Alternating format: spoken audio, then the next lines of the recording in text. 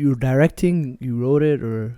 Yeah, I'm in a fellowship right now through Broadway, where they're funding me to like do a short film. So I'm doing a short film about like Minneapolis from like the burning of the 3rd precinct up until the Jacob Fry increased the police budget by 27 mil. Mm-hmm. So just kind of chronicling that year. Yeah. And so it's just like taking interviews from like the homies, and then like weaving some poetry into it.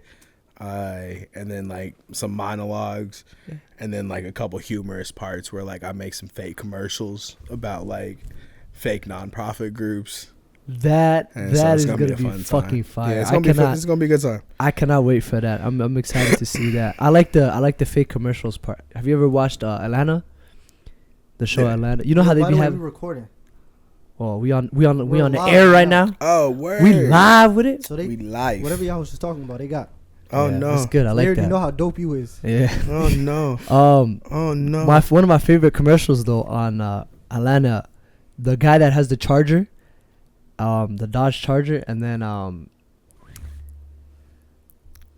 you talking to the people? He wants to. You can come closer to the mic. Oh, word.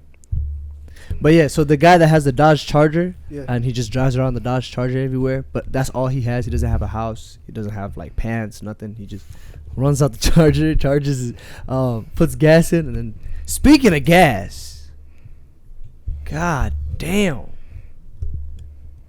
gas prices. I saw this thing on TikTok where this guy said he doesn't look at gas prices. What do you guys think of that? I just realized I really don't either. Huh? You don't look at gas prices? Fuck, I'm gonna look at gas prices for. You go to the same. You go to the same gas station regardless. No, I just don't. It's not a negotiation. Like I have to get gas. They got you on. This is a hostage situation. Yeah, that's what he said. He said I don't look at gas. It's a hostage situation. I have to get gas. Like whether it's $5, $3, $2. Like I gotta fill up my tank regardless. You know. So I don't look at the gas prices. I'll just fill it up. It is outrageous though. Like it costs like $55 for me to fill up my tank, which is. See, the problem is because none of y'all filed the LLC, right? And so if y'all were to file an LLC, you feel me?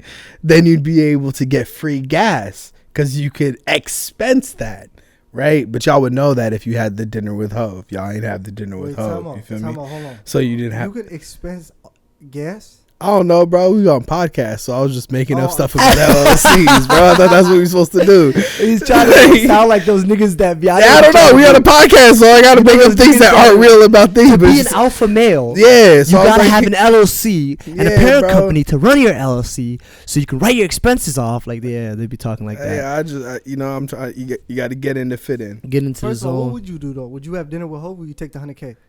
By the way, this is the 4th time we're asking this question. But then he also brought it up on the show. At this point, so we might as well. Dinner with Ho for $100K. $100K? What the hell? Why is that? I would. Fuck him with I'm not gonna lie. Because number one, nowhere in the rule book says who's paying for the dinner. Okay. So I'm not finna lose $100K and now have an expense that like is a nah. Like that is the first time. Like I'm not going for that. Number one, right? Forget Hope. This guy said I'm not paying for dinner. Exactly. Like, with this billionaire. I'm not. No, like that's not happening. That's the first thing, right? Secondly, no, like of anything that he could benefit you of. Right, you could do it yourself, but also capitalism is a scourge on humanity. So like, neither. We've never had it neither. Neither. He said none of the above. I'm taking $100K though. Well, introduce the guest, introduce the host. What's going on, y'all? We got another episode of Goats Talk. It's your boy Muhammad Sharif. To the right of me is Hamza the Truth, and to the left of me is my boy Farah, the great with the pink hat. I don't know what color. Peach. There we go. I'm colorblind, so it's peach. That shit look, brother. Like that shit look pink. Even if it was pink, it could be pink. Yeah, it could, but it's peach. But accuracy is important. It's very important. It's peach, brother. It's very important. With the peach hat. Thank you. How you feeling, my man? Yeah, I need we got good. We are vibing, يعني. يعني sometimes what is the guy? Sometimes maybe good, sometimes maybe shit. You know, sometimes maybe good, sometimes maybe. That's one of the funniest videos ever. Hamza, how you feeling? Well, I'm good. Alhamdulillah. Elaborate, please. No, life's good. Like, It's one of those things where it's good. There ain't nothing but just straight. So good. It's just a meh day. No, it's good. I didn't say meh. This is Accuracy is important. I said accuracy. good. Active listening is important, brother. It's important. And if I can continue on this podcast in good faith, I'm gonna need. You're gonna need me to be an active listener. Exactly. That's fair, man. Exactly. That's fair. I like that.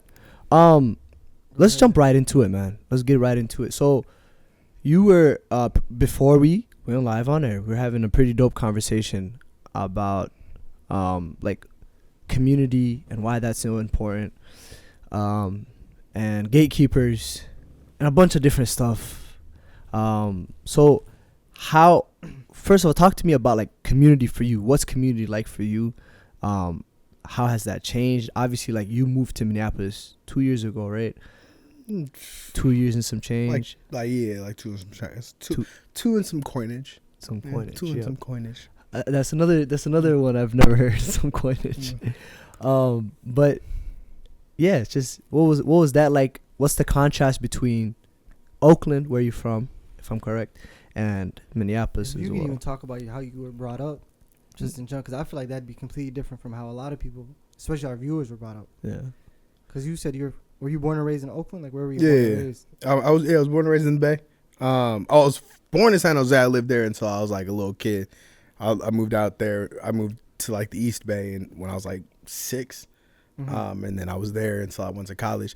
It was cool. Like it was definitely, I think the Bay is like always been known as its own like universe where like things that happen in the Bay kind of like stay in the Bay and are amazing there and feel like as impactful as like if you were the greatest thing in the world. You feel me? So it's like like the Bay has its own kind of gravity pool that's like super unique and like super enjoyable that I miss a lot. Yeah. But out here like definitely has its own feeling of home, because what I really love about out here is just like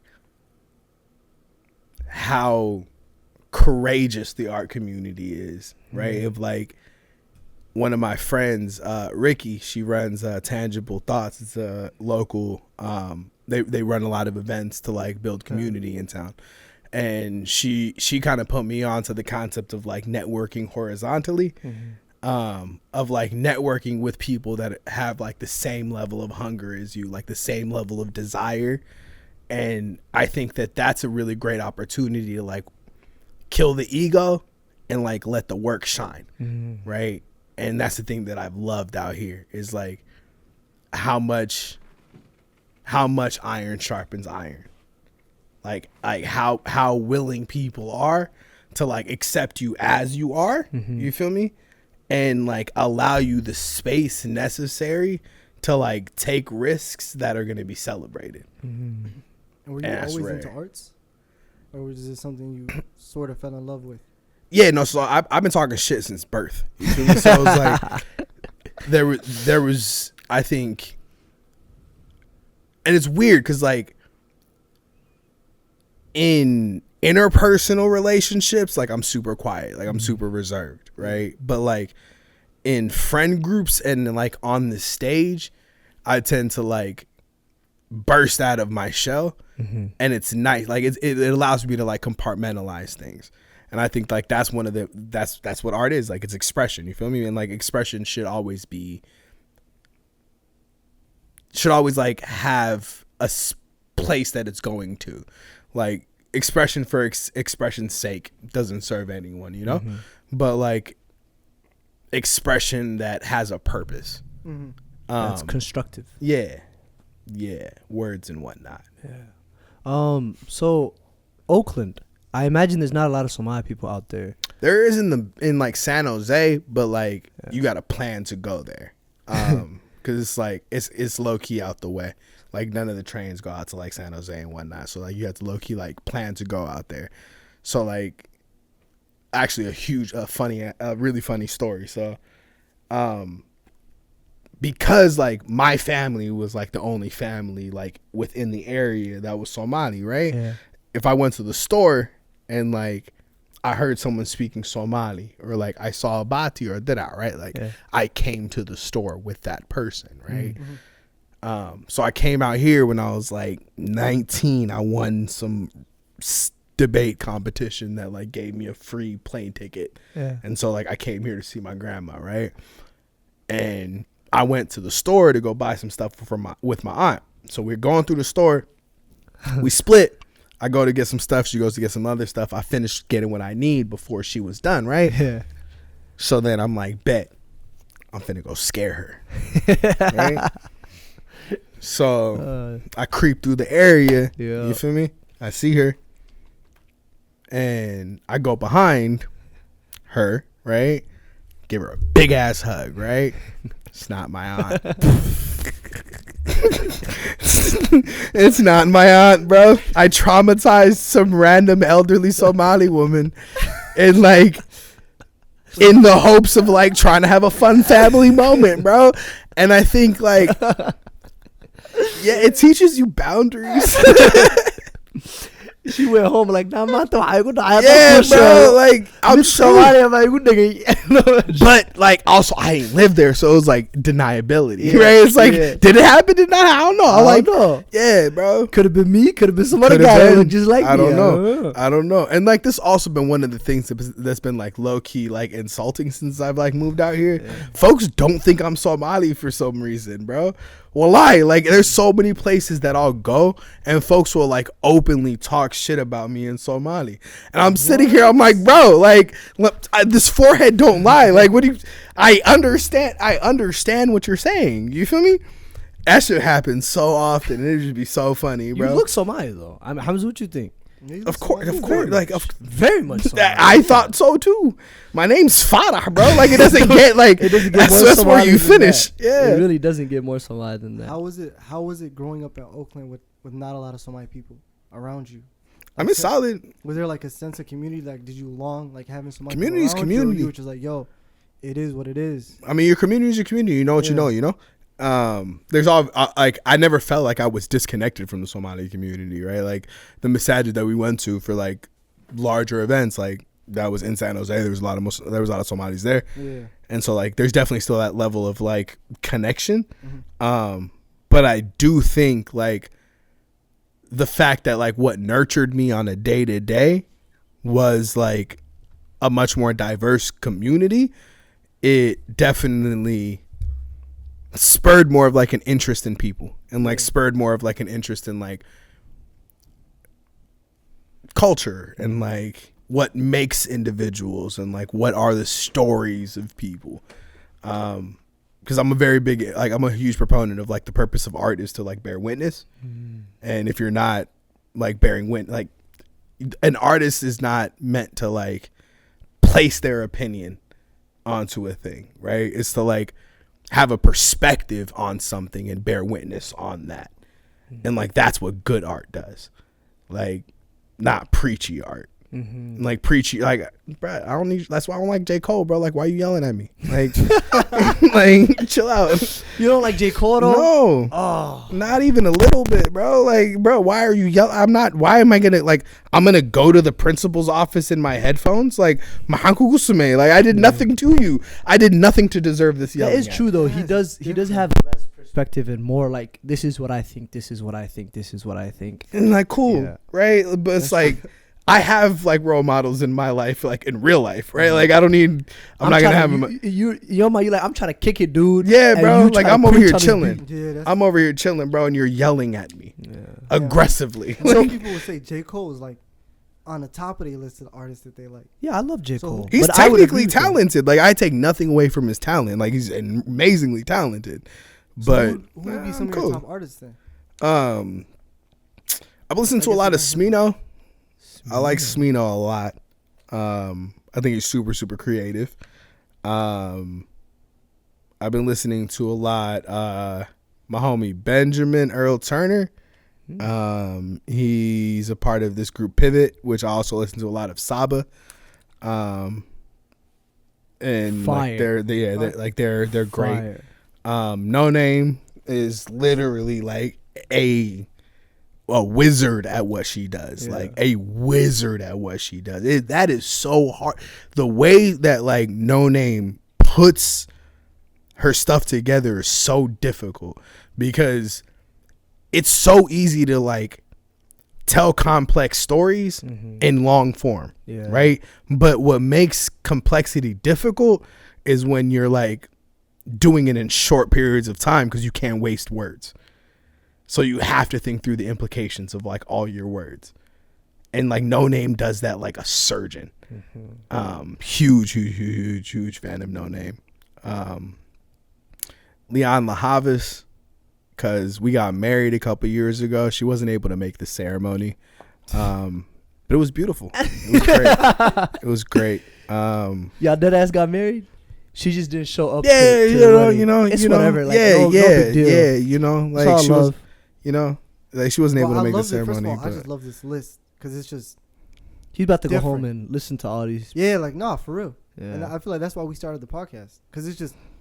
I feel like, and I don't know what it is with the Somali community, but I feel like a lot. Well, at least the people I'm around, it's just we gravitate towards the same thing just to fit in. We pigeonhole ourselves. Yeah. And so the fact that I don't know anyone you just named is amazing to me because it's just something about to go listen to and learn on. New perspectives. I like that. So, our connection, right? I think we met a couple years back at an open mic. Bro, so I lived in Minnesota for 6 days before I met you. So I was working at like this consulting firm, right? Yeah, I remember. Yeah. And I had like accepted the job before I moved here. Yeah. So I like didn't have because I like agree to things without thinking them through. So like I agreed to this job in Minneapolis and was like, oh wait, I need a place to live. Like that's an important thing. Yeah. So like I rent this Airbnb while I was out here, and I was hella bored because I knew no one out here. And so then I saw that they had like the open mic over at Cedar, and I'm like, oh, that's where Somalis are. Bet I'm finna go over there and talk some shit. Yeah. So I went to the joint. And shit he talked, I'm telling y'all. But different. When I say Fahima or Fatima? Oh, Filson. Shout out to Filson. Is the GOAT, bro. She's the shit. The GOAT had me crying the entire time. And that's why I was like, oh yeah, no, like I enjoy this space. Because like you have a good host when they have a comfort to experiment. Yep. And you could tell she wrote no agenda. No agenda, bro. I just know that like I have the juice to be able to host this event flawlessly. And I was like, yeah, I rock with this. And then I saw you go up, and I don't think you stopped smiling from like the moment you got to the front of the stage, bro, until you stopped. And I'm like, yo, this is the happiest nigga I've ever seen in my life. And then I also like I really respected and appreciated how like you stayed after and like helped out and whatnot. Yeah. So I was like, yeah, bro, like I you definitely somebody I should know. And then like life happens, so like I didn't really like bounce around for a minute, and then we got to tap in together. Of course. At Thaw had his little ugly asses show. He knows who he is. He's gonna watch this at some point in time. Yeah. And just know, bro, now you feel me? You talk crazy in the DMs, but we out the DMs.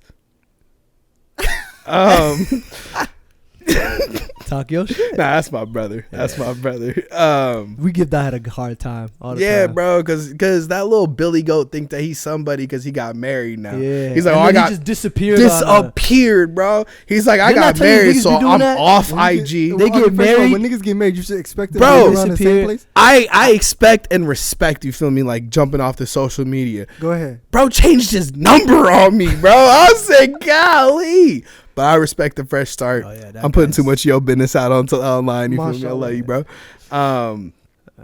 But yeah, so we linked together over at that show. Yeah. And then I really appreciated the growth that I saw, because that let me know, you feel me, you out here still working. Yes, sir. And I saw you put out your little dusty ass book. You feel me? You out here moving? Yes, sir. Yeah. Published author. Yeah, yeah. Bro got his little pamphlet out here. Little something. Yeah, a little informational packet. Informational. Yeah. Pictures and shit. Yeah. See them drawings. Come Yes, on now. sir. I'm trying to get the pop-up version. That's fire. That's really not. Don't do that. I was kidding. I was Do not joking. do that. You see how the sparkle in his Well, eyes? I saw it. I No, haven't seen and that's why I was like, nah, we finna kill this idea before it pop-ups? breeds. No. Right. My experience with meeting you, though. Mm-hmm. So this guy showed up. Okay. Where was this And though? This was at, in all honesty, and he can attest to this too, one of the coolest spaces ever. Like it was at the Cedar Commons. Oh no. Oh. Cedar Side open mic. You've come there a few times. I think you've been there a few times. I don't know if you have. Have you? No. It's like it was like back when 20. That space was just different. Can I be messy though? Go ahead. So first time I come to the show, right? Yeah. I'm sitting and watching. There's like this feature. I have no idea who this feature was. Don't say it if you remember, because I ain't trying to put nobody's stuff out there, right? Yeah. But I'm sitting and watching, and they're doing their poems, right? And I'm like, these poems sound incredibly familiar. That's happened so much. And I'm sitting and I'm like, you're out here doing a feature of someone else's poems, bro. Like the whole feature. Word for word. Word Bar for word, bar. bro. At saying it out their chest as if it was like original work. And I could do nothing but take my hat off and be like, yo, G, hey, if you gonna scam, that's how you scam, bro. I know exactly what he's talking about. And I'm not gonna say Don't too say much. names. But originality is important. Being an original. We'll take that from that story. But I know exactly what you're talking about. Yeah, that was. Bro, I That was crazy. crying. That was wild. Because That's I'm not, like, that's That normal happens- too. No, that 'cause the happens- thing that's is- the reason. Yeah, that I'm like, happens so these are much. my friends that you're doing their poems up. So I like recorded it, like sent it to them, and they're crying the whole time. Yeah. All right, yeah, I'm not. That is wild. But Happens this guy, a he lot. didn't do none of that. So what he did was he went on stage, right? And then like he didn't do poetry for like the first like 5-6 minutes. He just talked shit like he does. And like he just talked about like, yeah, I'm from Oakland and I'm out here, and it's just kind of like, because like he said, he was only out here for 6 days. And at the time I was probably like a senior or a junior in high school. Yeah, That's it's true. silly to try to like recreate. You That's feel me? What true. someone else is Someone doing. should right? just do it their own way type It's shit. just it's a space. Yeah. And it's like, and that's the shit that be blowing me. It's like so many folks are like, oh, I can't do something as like someone else did, so I shouldn't do it. Bro, you shouldn't do it if you could do it the way someone else could. Like, why are you not out here trying to craft your path of it? And doing it your own way. Exactly. And also liking it just to like it. Like she genuinely liked doing it. And she was Like she damn good wanted at to it too, see the yeah. person, like whoever was Mashallah. next on the list. She genuinely wanted to see that person. Like Yeah. it wasn't no fake. Like, oh, we have this person up next. I can't wait to get to my favorite person. It was every single person who wrote their name down. She fuck with. But what Period. I love about spaces like that, you feel me, is like, for a lot of our youth, they're stuck between like this rock and a hard place, right? Of like knowing what we came from, you feel me? Yeah. Knowing the performative restrictions that are placed on us, right? And then also seeing the possibilities, right? And like seeing like what could be. And that gives folks a lot of space to play with those things, right? And like find ways where like you can still exist and find your voice, you feel me, without sacrificing like the bigger values and like sacrificing the bigger morals, you know? And like experimenting with those things in a controlled environment of other folks that are experimenting. And that shit's so important for our communities, bro. Because those are also controlled environments where like dudes and female, like men and women can interact with each other in ways that are healthy, right? In ways that are desexualized, right? Like in ways that take individuals into content, right? Because I very much feel, and I'm not about it like Okay, I'm gonna kind of broach this rabbit hole and then dip right back out of it. But right? do your thing. Go ahead. I very much feel that like a lot of the issues in terms of interpersonally, gender-wise, comes from like a lack of exposure as just human beings, right? Of like not working with each other, like not advising each other, not seeing each other as like community members, right? Because we get so much into like performative purity that even though niggas know that they really like they're in DMs anyway, Yeah. right? Yeah. They're gonna act like they've never seen a DM in their life, you know? Facts. And then when it gets to the point that you're now in a relationship with someone, you have no idea how to talk to this person. You have no idea like how to build anything with this person because you've never done that before. So now your imagination is battling with the reality of the situation, and then everybody loses. Wow. Dip right back out that rabbit hole.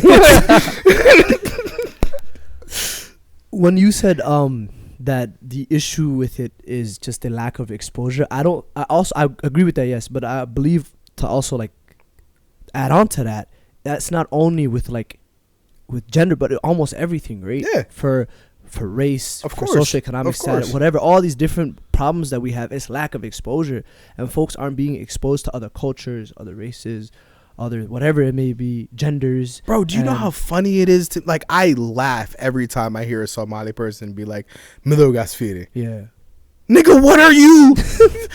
Like, are you khaki? Yeah. Like, are you beige? Like, what are you talking? Like, what are you talking about, bro? I am Arab. Like, what are you talking? Sure, that's what they say. Sure, right? Like, sure. Go on with that one. Yeah, that's cute. That's cute. That's cute. That's cute, you know? But at the end of the day, like, I don't care how pretty your words are. How are you treating the people around you? That's all I care about. That's all I care about, bro. You can give me the most beautiful sermon, the most articulate sermon, but I'm going to look at how you treat the people next to you.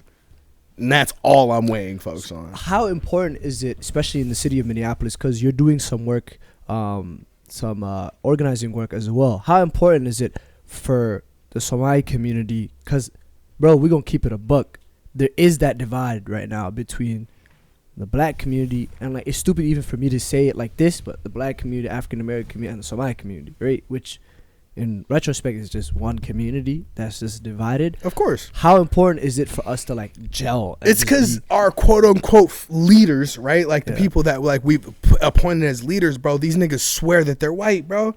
Lie like Adani Sumalan, bro. And I'm sitting over here like, yo, you can continue to align yourself with power, but at the end of the day, you're being used as a political football. Exactly. Right? So if by saying like, oh yeah, no, like police are gonna like at some point in time, if we're nice enough to them, right? Like they're not going to do those things, right? Like us, it's so many things. It's so many ways that we align ourselves with power for individual good, right? Which also speaks to like a larger social issue, right? Because it then extends itself to the family. A lot of the same dudes that are out here aligning themselves with white folks ain't taking care of their kids. Keep it a buck. Facts. Right? Because they're more concerned about like, how great can I be? How good can I look? How much influence can I possess? Instead of what impact can I have? And I don't respect that for a moment. Right? But I very much do respect the Omar Fattahs of the world, right? That stands on what they believe. You feel me? Of like the other people that like stand on it, right? And allow that stuff to like continue to, their words reflect their values. And their actions reflect whatever they're saying or whatever they're going out and they're preaching. Because your actions ultimately, that's a mirror to your values. Yeah. You can't hide those. Because niggas can talk about values all day long, but you're gonna show them. Right? Yeah. And those are the people that I respect, and the ones that like their actions reflect their values. Right? I'm sorry, like I don't care how well cut your suit is, that's not advocacy. Yeah. And it's twisted because we've bought into, as a Somali community, this ideology of, black faces or Somali faces in high places. right? Of course. All we want to do is just get as much of them in high places as possible, and we think this is a formula for success. It's the Noki doke though, bro. Like I went to a HBCU. I've seen this before, bro. It's like folks think putting a suit on, right, is a form of advocacy, right? And that's the same thing that happens in a lot of our community. We think if we perform the roles that are take told these sweats to us, off, nigga. That's what they be saying. Take the sweats off. Right. Nigga. Why you always wearing a sweater? No, nigga? bro. Put a suit on. Get a tie on, man. Right. I'm sorry. What does that have to do with any of the work that I'm doing? Right. It's like at the end of the day, respectability will never liberate you. Ever. Respectability will never liberate you. Now, are there values that should be shared in order to like create a cohesive community? Absolutely. Right. But like your values are going to be the things that carry you, not the way that you can perform cordiality. Right. Like that does nothing for no one. And bro, even deeper down, bro, these niggas that are like kissing up to the Adan folks, soon as they get home, bro, Adan Khan this, Adan Khan that. Because they think because they think that they're the ones in the position of power. Yep. They think that they're the ones controlling the Adan people. Yeah. Right? Not realizing, bro, look at the implications of your actions. Where we at? Right? Yeah. But do you think that's a lack of just not being here long enough? Because our people, when did our people first I don't come? care the reason of it. I care about the impact of the aligning yourself with power because you think that it's going to like have benefits down long term, down the line, whatever, right? That's how power wins, is because they tell you ask for less because you'll get the 2 marshmallows later on, right? But when later on comes, they've already shot you in the head. Like you done. You don't see a later on. Because look, the game is over. But you understand the game, right? Do you think these people understand the game? Is what I'm they going understand at, right? it. It's do y'all feel like they fully understand what they're getting themselves into? Where I'm at with all this shit is it's not fucking rocket science. Wallahi, if people are making it seem like it's you gotta have a formula and it's like lessons you have to. It's not rocket science. No, I think that you're in a position of power. I think that there are incredibly like smart Somali people. Yeah. That are doing amazing work. Oh, right? 100%. Like sincerely amazing work. MashaAllah. The thing is, in terms of the reverberations of that work to our community, a lot of the people that are doing work that is going to be long lasting are Somali women. Keep it a buck. Facts. Right? 100%. And a lot of the people that are doing the work that's harming our community in terms of short-term gain, right? What was the thing that we were talking about earlier? They're doing the madah, right? They ain't hitting that third madah, you feel me?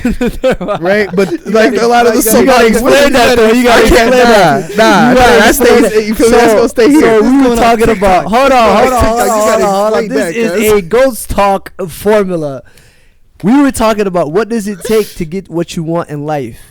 And we're talking about being madah, which in Somali terms, like just straight up just means like going head up, like doing what you want to do. But Farah was like, yo, you can't just be madah, because that's short term, right? That's like instant gratification, right? That's I need whatever I need right now, today, not thinking long term, right?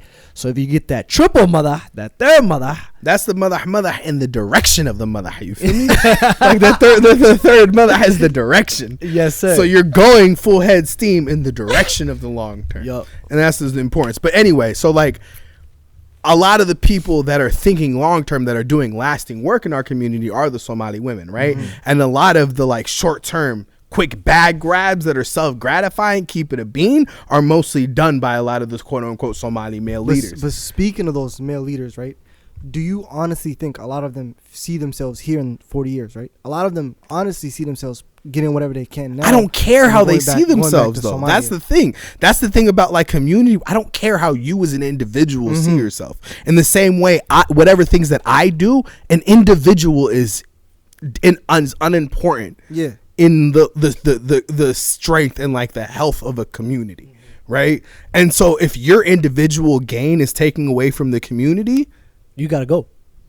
I'm gonna say yeah. You gotta go. No. You gotta go. Look, but okay, then how do you? And that's not even. No, but I'm not even saying like that's what they're doing. Well, look, I'm just trying to get to a point of. But this is the thing, right? It's like it's not individual castigation, right? Yeah. Because I think that's where so many people start to check out, is because they find an action that they're not doing, and they're like, okay, I'm not doing this, so I'm not in this group. Khalas, I'm good, right? Yeah.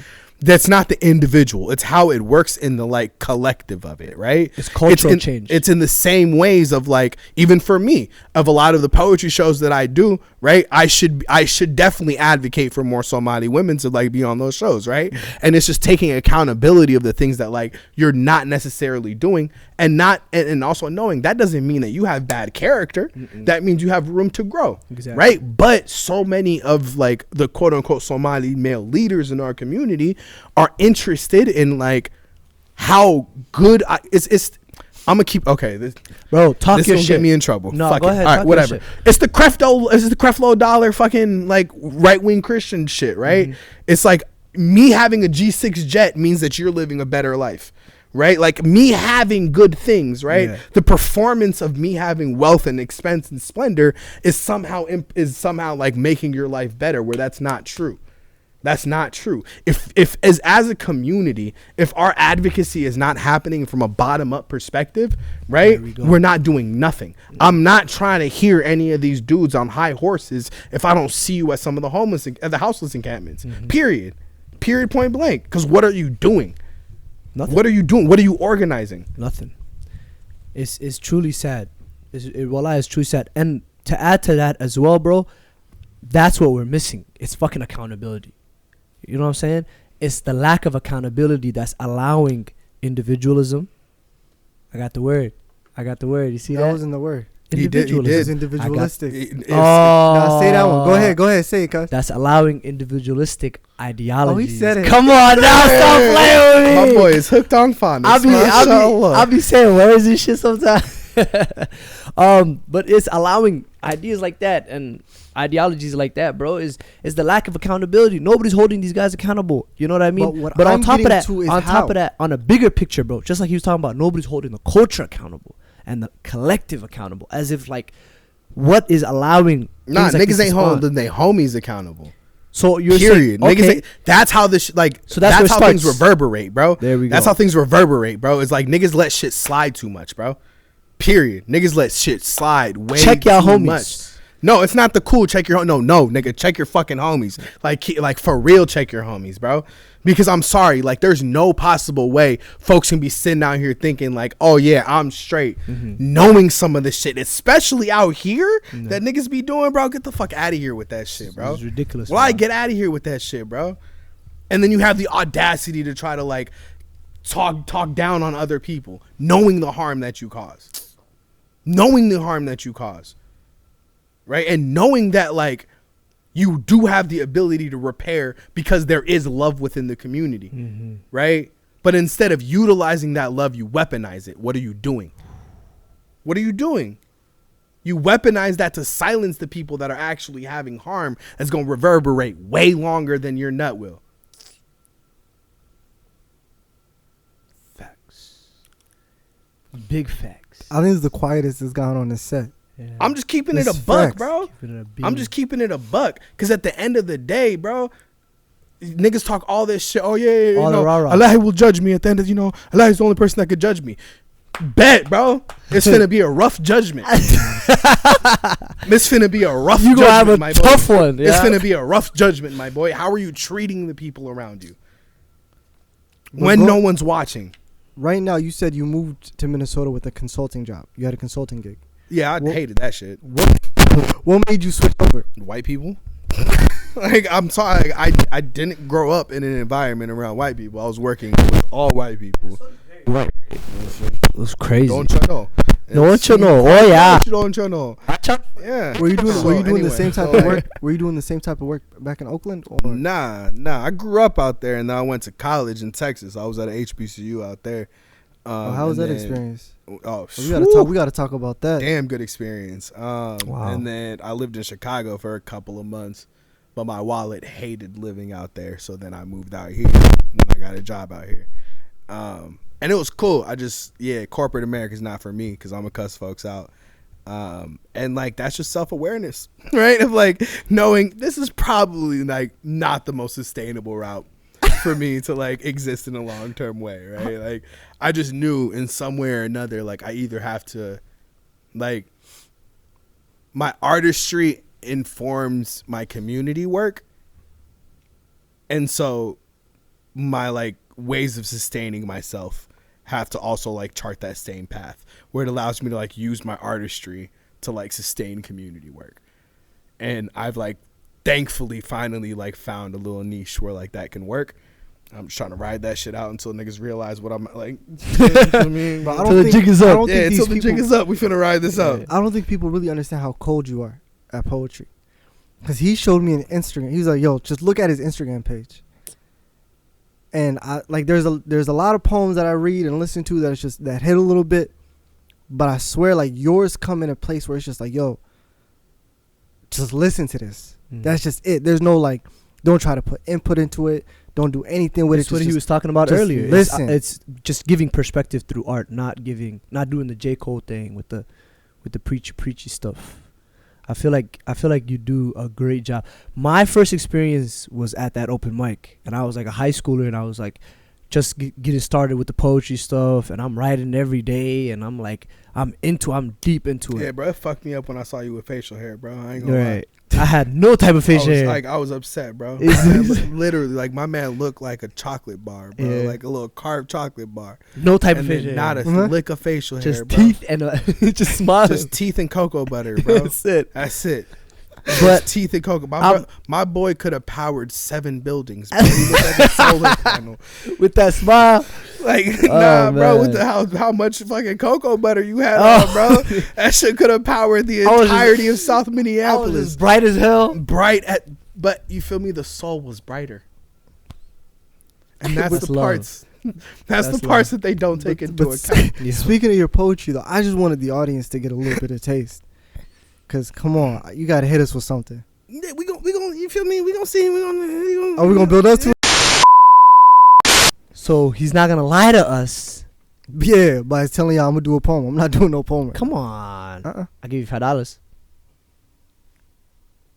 How about if you do a poem? How about if you do a poem? I might be for. I'll do a poem, and then Thunder will do a poem, and then oh yeah, no, all 3 of y'all. If y'all want me to do anything, all 3 of y'all. And then we gotta perform too. Y'all both got to give me at least 4 bars, like at least 4. Like you feel me? It's like come on, you like go Hershey bars, bro.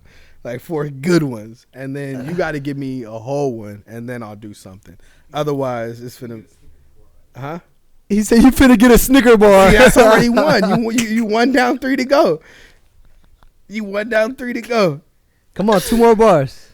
Well, Snicker do you remember bar. How old you were when you did your first piece? Your first full one. Yeah, 8th grade. Did you perform it or was it just How'd that go? This little competition 8th grade. It was fun. It was just a lot of like I was like an angry ass little kid, but like facts in a very weird way. So like when I was in 4th grade, we went on a field trip to the California State Capitol, right? And this was like during the Enron crisis when there was like the rolling blackouts were happening in California. And so our governor was getting recalled at the time. That's how Schwarzenegger became the governor in California.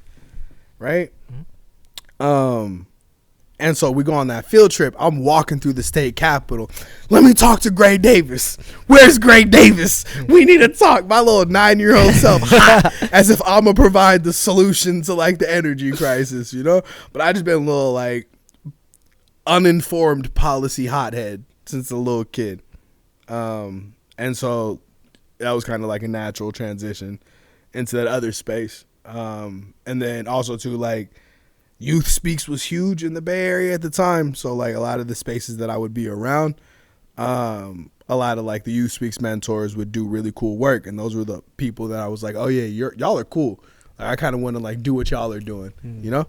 And so that was enjoyable to kind of like dabble and play in that world for a little bit. Yeah. We offer, one more question regarding the poetry. We offer honesty.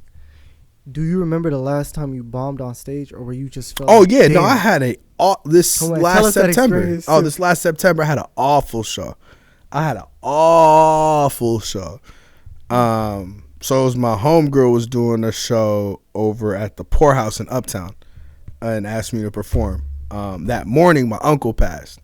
Right, so like, you know, I don't know how to say. So my head was everywhere, but like where it was, you know, because it was like, and it was weird because like I never met him, like I didn't know him, you know, but for some reason like that one hella hit, for like a load of other reasons with it. So I get to the show that night, and my head's just like not there, and like I go through it, like it was fine, you know, like, but I hated the performance. Passed away when I was 14. Like it was like a very personal piece, and I think it was just like putting all of those things together at that time. It was too much for the moment, and I try to like put too much into the moment, and then that kind of sent me into like a really weird space where like I was just done for the most part, where I just like stopped writing and like stopped like took all of my work down from everything. Like I was like, yeah, like I'm kind of done, you know. Like it was cool while it lasted, but I allowed capitalism to tell me like, nah, I got to start producing, right? Like I got to start like doing what I need to do, you know.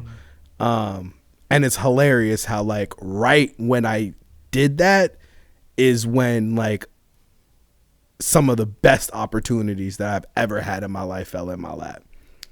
Like on act, like did not look for them, like none of this shit. They just started falling in my lap to like allow me to not have to work. I can just fucking make like, art. Yeah, and that will sustain me. And I was like, oh word, like this is dope as hell. This is dope as hell. And then now like I'm able to, you feel me, apply the art into like community work and how that sustained me. And I'm like, okay, cool. I love this. Like this is a cool space to kind of like. This is a cool space to sit in. This is a cool space to like.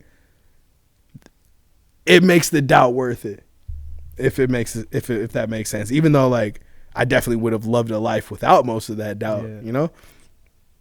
I don't know, and in a way, it kind of like balances it, and I appreciate it. Yeah. So as a poet, this is cool because the three of us kind of love words and love poetry and have a passion for that. I wanted to talk about, you kind of touched on it earlier, about how a lot of the youth and even us are kind of stuck in between like a rock and a hard place, right? But also on top of that, we use art to kind of express and explore this kind of identity crisis that we're having, where we don't really know, like, I'm not really, like, I've never been to Somalia, but I guess I'm Somali, and like I'm here in America, but my home doesn't really look American, or whatever it may be, right? Where I love to talk about this because like I see it where, like you said, sometimes people just use words just to like hear themselves speak, or like just to say stuff, or just to be preachy. It's not really art. It's not really informative. I disagree. I think that's super dismissive, right? Like I think I think a lot of internal frustration. Yeah. I think a lot of internal frustration comes from like not having the language to like say, you feel me, what you're really feeling. And like because you don't have the words to necessarily like say what you're feeling, then it manifests itself into like aggression, or it manifests itself into like dismissive behavior and other things, right? And I think that especially poetry and like the act of like intentionally finding language to like bear witness to the truth of your like situation and circumstance, that then gives you power, because now you're able to like identify what's happening and then name it. And when you name it, you defang it. So now like it doesn't necessarily like have this, it don't hit like it would otherwise, you know? Yeah. So then when you see this shit happen in other places, like I know these words already. Like I know who I am in this sense, you feel me? So it's like, and not only do I know who I am, I can articulate who I am. And at that point, have fun. Like you could try to, you are not finna push me off my square. You are not finna push me off my square. And that's really ultimately like where I think the hindrance lies, is like simply in the fact that we do not have the language, and it doesn't come from like the language not existing. It comes from a limitation of space to like explore where that language lies, and like how that language then manifests itself into like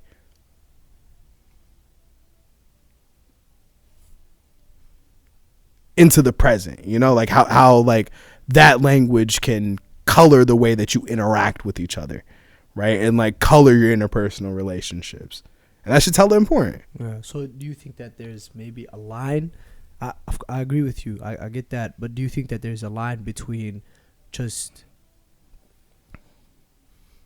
So like for me personally, right? When I first started, like you said, I had all these things that I wanted to say, but I didn't have the vocabulary to kind of take it and put it into the present day, right? So then when I would write poetry and when I would talk about whatever, I would talk about things like the Civil War or back home or fighting or this and that, things I didn't really experience, but it connected with things that I'm currently feeling. The emotion is still the same. The disconnect, right? Not to cut you off. Go ahead. Comes from niggas don't read. Okay. And just keep it a buck, right? If you're not reading twice what you're writing, you're not respecting the craft. Right? And so understanding how other people have been able to find language to like their interpersonal stuff allows you to be in conversation like with the larger craft, right? But there's so much, because poetry is inherently like, people think that like poetry is inherently like an radical or like, no, it's not. It's just words, right? It's what you do and like how you exist in that space that then gives it its meaning. You feel me? So if you're not in conversation with what's happening, that's intellectual masturbation, bro. Like, and that's cool. Right? But what does that serve? Nothing. Yeah. Right? Because then you're not using, like, you're not in the same pocket. Right? And so that's where you get a lot of folks that like what I did for a very long period of time, where it's just streams of consciousness. Right? And now I think that like my experience is so important that like my individual experience just needs to be heard. Right? But I think in respecting the craft, you find ways to now take your experience and filter it through a lens, right? That now can reverberate to other people that don't necessarily just share your exact circumstance, because no one does. Facts. So do you think that there's power in words? Of course. Yes and no, right? Like I think words are like, words matter, but like, if words are not describing the actions that are happening, then like what we doing, you know? Purpose. Move with purpose. And what we doing? Like if you just, okay, cool. Like, because folks can lie till the cows come home, right? And that's how a lot of folks use rhetoric. And that's how a lot of folks like, intention is cute, but like impact is more important than intention. And I feel like that's like the disconnect of like where a lot of just like rhetoric comes from. And that's like where a lot of interpersonal like conflict comes from. It's like folks are like, well, I had a good intention, cool, but what's the impact, right? And like how are you weighing that impact in regards to like the intent of what's going on? So back to Hamza and his poetry. Yes. You thought we forgot, but we didn't forget. I'm gonna wait for Thunder to perform. When Thunder gives us 4 straight bars, I got you. I can go first. He's gonna wait a long time. If that's cool. Yeah, go ahead. Nah, that's production. We gonna let you ride. I need boom, boom, and then I'll go. I need Hamza to kick us off. Ooh. No. I thought it was here though. Okay, bet. Ready. Go ahead. It's kind of old one. It's an oldie, but hey, I'm gonna go for it. I'd rather die enormous than live dormant. I'd rather reside in moments than be homeless. I could care less about the bridges I burned because I learned how to fly. And your skin was too cold for me since I touched the sky. I ain't scared of no lightning, for my mother spoke like thunder, and I echoed her screams when I cried. Born with teeth and oppressor's demise, I'd be a legend in my hood when I die. I write ways for my woes to conquer the world. I open windows with my lips and dance in circles with my toes. And my baby sister will never let me stop believing. This world will never let me stop bleeding. I'll find peace in heaven. For now, I'll enjoy the seasons. Alright, nigga, you nice. You see the snaps? I'm Yeah, alright. no, that was nice. That was nice. I'm alright. That was nice. All right, backdoor him, homie. Well, look, I'm gonna perform. I Not need now, something. though. I need something, But bro. I'm gonna tell you guys why I performed before. Okay. How about that? Before, without even performing. Get a load of this guy, man. Come on, let me just tell you at least why. Go I ahead. ain't never seen a I black went- man turn red before. I went to school in a very Adan neighborhood, Okay. Yeah. but then we lived in a not very Adan neighborhood. Like my mom and dad, like we was on welfare, but like they made just enough to where we're the poorest kids in a rich school. Like Yeah. Chris Rock. Chris Rock was like, sorry. Go I ahead. would fight him right now if I were you. I'm sorry. Chris Rock said that, right? He You just- watched it? Oh no, it was Dave Chappelle. Dave Nah, Chappelle said it was Dave either way, that Chappelle. is a what?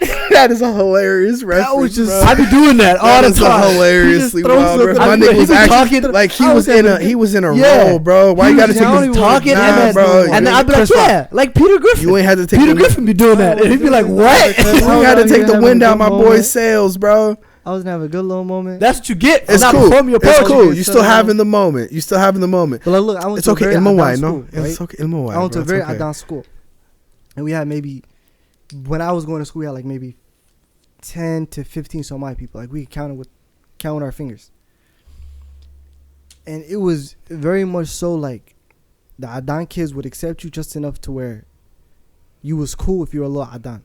But the moment they saw a little bit of like just spaz, it's just you being yourself, or just having a little bit of flavor. You come home, like you come the smelling a little moment the different. blackness popped out, Just a little bit. Go They ahead, get a continue. little scared or worried. And not even that, but it's just, and if they did accept you for what, being a moment of being black, whatever, it was because, yo, now you're the token black guy. Make us laugh.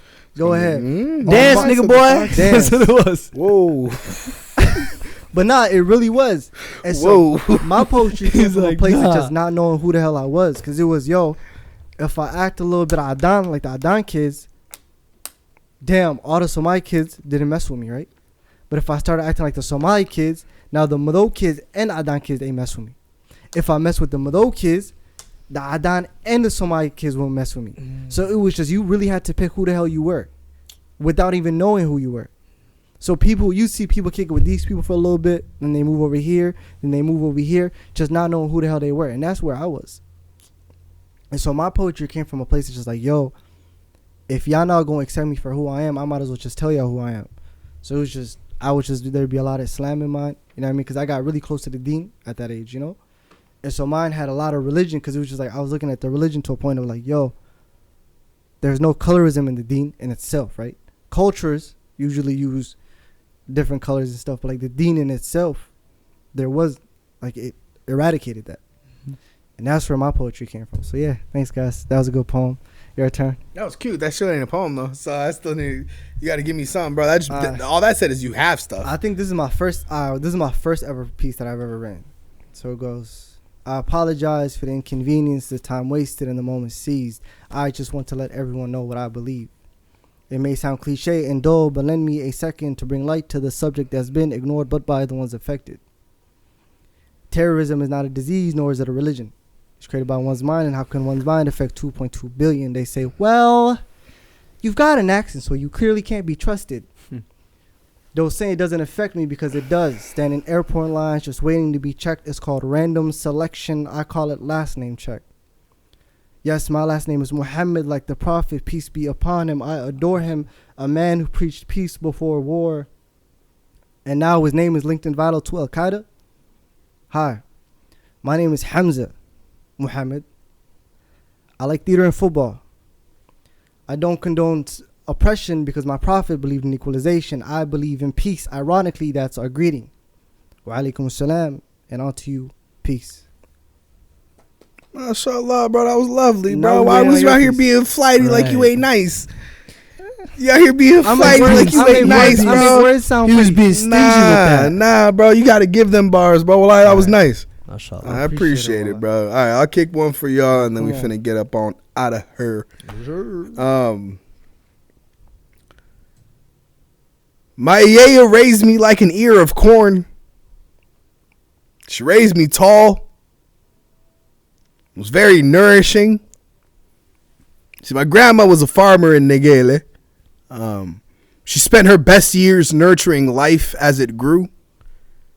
She put so much more into the earth than she took, which is a lot more than I can say for myself. But my grandma, she always tells me to be present, tells me that if I give something all of my time and all of my attention, I might find a bit of nourishment in it. At least I think that's what she said. My Somali's a bit rusty these days. I struggle with patience. I can't sit still for long periods of time. I stare off into space for even longer periods of time as if I'm looking for something. And when people ask me, I tell them, I'm looking for a garden, for a place to find nourishment, a place to ask the plants how they grow, how it feels to get enough sunlight. I always look for answers in places that don't got them. I till the fuck out of other people's fields, and I wonder why my field don't grow. And this is the part of the poem where I talk about redemption, right? Where I offer you some porous platitudes intertwined with some fire farming metaphors, but I've never made anything grow before. Well, the only thing I know is the smell of my Hoya Sambus. How the scent is a beacon carrying me home. To a place where the individual comes second to the village, where each member stands as a pillar holding this whole structure together, just trying to be more like her.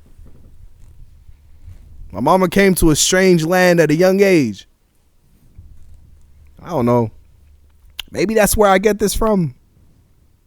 This wandering spirit, along with a spine of iron and a tongue made of roses and happy shit, but most days this tongue is just thorns. I did not get a single one from her. I picked them up along the way. In the sweltering heat of the Mississippi summers, in the bite of this Minnesota cold, and all of this unfulfilled potential, she lent me these words. So I learned to stop holding on to things that are not of my hands. My nigga, this is a refugee poem with a happy ending. Our smiles are acts of civil disobedience. We come from mamas who made miracles in teacups and filled holes made by a scorched earth. They sang us songs of hope and sang them to the melodies of the waves crashing against the rocks in Berbera. See, today was beautiful because today nobody had to pray janazah. Today ain't nobody made any tearful phone calls. Today, we conversed in the poetry tongue. I wrote this poem the same way we use our stories so that they may fill our bellies. We talk loud so the universe don't never forget that we hear and we know. As long as we hold fast to the rope of God, the whole world gonna open up here. But in those low times, I can still almost smell the scent of Sinjabil singing to me, wafting through the windows, calling me home to a place where a village of pillars might pluck the thorns, might remind me of where I come from, might remind me that my name is not a word, but a fucking responsibility to make good on a life cut short, and it'll remind me of uncertainty's calm. How that calm brought a young lady to a strange land once, and how she made it, and how I will too. It's been fun as hell, bro. I appreciate y'all a lot. Yo, it's been a good time. That was amazing. Wow, mashallah, bro. I appreciate y'all boys, mashallah. man. What? Yo, biggest thing I really like, I really want to say just like about what y'all are doing. You feel me? I think this is a really good vehicle for both of y'all to like learn out loud. Mm-hmm. You know, of just like continuing to learn out loud and like to continue to exist as an example for others, you know, of like being wrong and not letting that wrongness affect your character, and being right and not letting that rightness affect your character. Yep. Right? Of just like letting that shit be the constant of it. You feel me? I think this is a beautiful opportunity. I love what y'all are doing of like, thank you. because there's so much of the work that we do. Like when you're a community that's in diaspora, right? You're so scattered off that like the few spaces that glue us back together are valuable, right? And the fact that like y'all take so many different narratives from like so many different areas of Somali Nimo, right? And allow like Somali Nimo to not be a thing that's like singularly defined. That's important. So I shout out and I salute y'all. And I know y'all want to, like, you feel me, like, end it with, like, giving me flowers. We ain't doing that today, nigga. We flipping this around. No, we doing that. I'm giving y'all one flowers. Question, though. Okay, there's bet. one question that we give every single guest. We give everybody. So, inshallah, in a year's time, inshallah, we would love to have you back. We're dead ass about it, too. And hopefully in a year's time, you know, through Allah subhanahu wa ta'ala, we'll be in a better place. Not hopefully. We will be in a better place, right? For sure. Where do you see yourself in a year's time? What's in the plans? What's going on? If you have no clue, that's fine too. You just like me. I have no fucking clue what's going to happen in a year. But where do you see yourself in a year's time? And then before we end, please, like, go ahead, shout out your socials. If there's anything that if you don't want to do that, then don't do that. He's like, don't follow me on social media. Yeah, no, don't follow me on socials, bro. But like, if there's anything that you're promoting, if there's not, again, that's cool. Bro, I think this is one of the first times where I feel like a lot of people would be like, everyone wants to get followed, but like, there are so many young poets that just heard that and felt that want to at least connect with you. And so if you want to shout out your email address, if the work that I do, you feel me, reverberates to where I plan for it to, inshallah, they'll hear it. There we go. Right? I'm not. You don't like. That's the thing. I hate ego shit. I hate ego shit. hell yeah. Because I know that like if you're not conscious of it, it's so easy to fall into it. So easy to fall into it, right? Especially like in spaces that are like performative, right? Yeah. Or like in spaces that like are going to be in others. Like being conscious about killing the ego is hella important to me, right? Damn, and that very much every episode. like but a huge part of that, right, is like for me answering your questions, like in a year from now, I hope to have deepened my relationships with people. That's it. Like I'm very big on like not having tangible goals, because then you're tunnel visioning, right? Like you're not being open to opportunities as they may come about. So I think like for me, the most valuable thing that I've flipped to was just being intentional about like deepening my relationships and like allowing my relationships to exist as currency, if that makes sense. Yeah. This was a dope ass podcast. Fire. Thank you so much. I had a lot of fun. Hamza had a lot of fun. I had a lot of fun. This was dope. This was amazing. I can't wait for people to see this, inshallah. Farah, thank you so much for coming on the show. That's a wrap, guys. Assalamu alaikum. Alaikum salam.